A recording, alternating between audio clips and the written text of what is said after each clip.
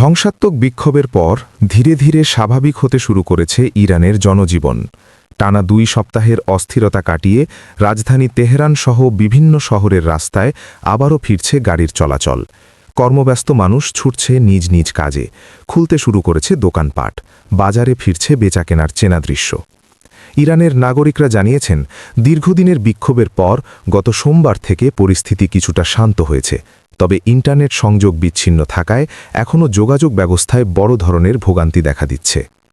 তেহরানের বাসিন্দারা জানান, মার্কিন প্রেসিডেন্ট ডোনাল্ড ট্রাম্পের বিভিন্ন পদক্ষেপের বিরুদ্ধে তারা মানসিকভাবে প্রস্তুত। একজন নাগরিকের ভাষায়, ডোনাল্ড ট্রাম্প অনেক কথাই বলেন।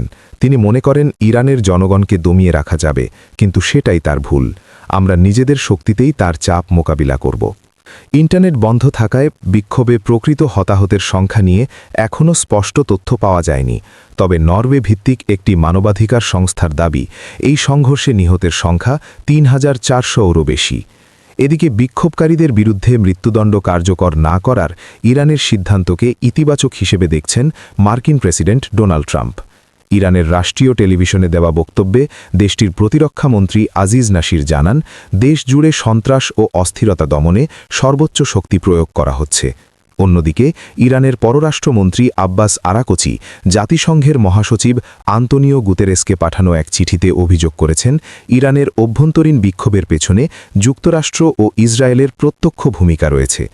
পরিস্থিতি পুরোপুরি স্বাভাবিক না হওয়ায় দেশ জুড়ে নিরাপত্তা জোরদার করা হয়েছে। মার্কিন সামরিক হামলার প্রেক্ষাপটে সাময়িকভাবে বন্ধ রাখা হয়েছিল ইরানের আকাশসীমা।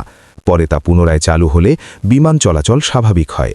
তবে ভারত ইতোমধ্যে তাদের নাগরিকদের ফিরিয়ে নিচ্ছে এবং ইরাক সহ কয়েকটি দেশ এখনও ইরানের আকাশসীমা ব্যবহার এড়িয়ে চলছে।